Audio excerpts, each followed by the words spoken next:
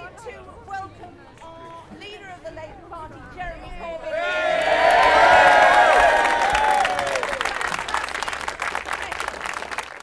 For us to get a proper Labour Mayor of London. And in this area, with the Tory government, we need a Labour Mayor more than ever for housing, for transport, for tackling inequality, for regeneration, and all the people in this area want and need a Labour Mayor. So this time we are going to make absolutely sure that we mobilise, that we knock on those doors, that we work together to deliver those votes for Sadiq Khan. So we're delighted that you've taken the time to come down and support the efforts that there are here. Thank you very much. It's a pleasure to be here with you, Harriet, and thanks for being the MP for this area, the great work you do, and the fantastic work you've stood up for on equalities and women within our society. It's fantastic what you've achieved and what you're doing as chair of the Joint Committee on Human Rights in Parliament, because we as the Labour Party stand up for justice, for equality and for human rights everywhere, and that's a watchword for our party and our movement. We've got elections on May the 5th in London for the Mayor, for Sadiq Khan and for the Assembly. There is a housing crisis in London at the present time. You all know that. Too many children growing up in grossly overcrowded, damp flats in the private rented sector, who have to move every 6 months or year, often have to move schools as a result of it. The stress and the tension in those children's lives is terrible, disgraceful, wrong, but above all, totally unnecessary.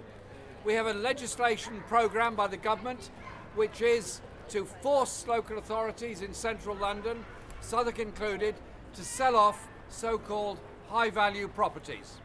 Sell them off on the open market.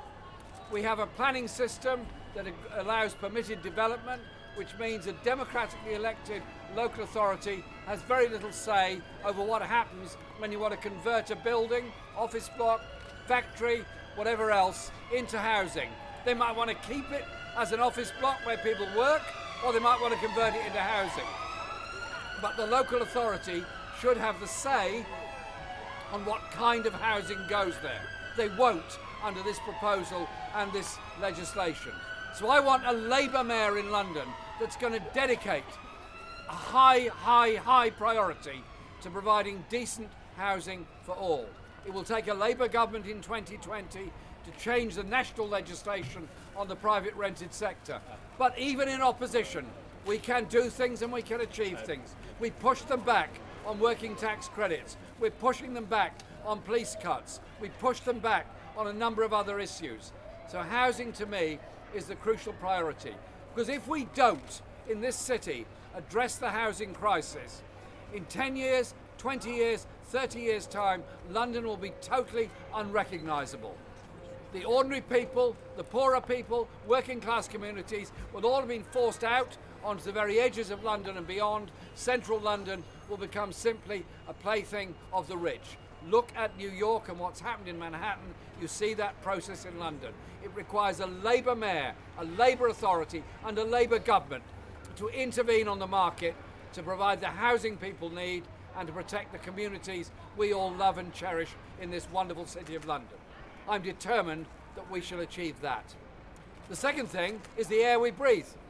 We all need a good place to live, obviously. We also all need a healthy environment. The air quality in London is poor.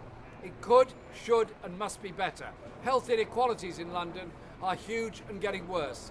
A Labour government funded healthcare on the needs of the poorest and most vulnerable communities. This government looks at healthcare as an opportunity to sell off services to the private sector. I want an NHS free at the point of use, publicly run, publicly owned, addressing health inequality within our society. And the last thing I'd say is this. Our party has grown enormously. We are 400,000 people in the Labour Party. Add on the supporters, we're over 500,000 strong in the Labour Party and the Labour movement all around the country. We have to do our best to deliver for the people that have delivered for us. That means campaigning, that means knocking on doors, that means saying to people, you might get a strange view of what our party is about if you restrict your news information solely to the Daily Mail or one or two other papers. You might get an odd view of the world. I urge you to broaden your horizons. Look elsewhere, look around you and say, do we have to be so unequal in Britain? Does there have to be such a growth in extreme wealth and extreme poverty at the same time? Does there have to be homeless people in a country that is fundamentally wealthy? Do we have to have such levels of inequality in our education system? That's not an attack on teachers, that's an attack on the inequality within our society. Therefore, we need an economy that works for all, that invests for all and provides opportunities for all. That's what we, as a Labour Party, are dedicated to achieving. Our party was built because people went out, knocked on doors, recruited others, and had a vision of the kind of world we can live in. That's what made us strong, and that's what's brought us the National Health Service, the Equalities Act, the Human Rights Act, and so many other things. And now we've got to do it all over again, starting on May the 5th, with electing Sadiq Khan as the Mayor of London and electing members, Labour members, to the Assembly. That will give us a boost, give us strength, give us the opportunity to do something good for Londoners. Bring about cleaner air, better housing, better healthcare, all those things. So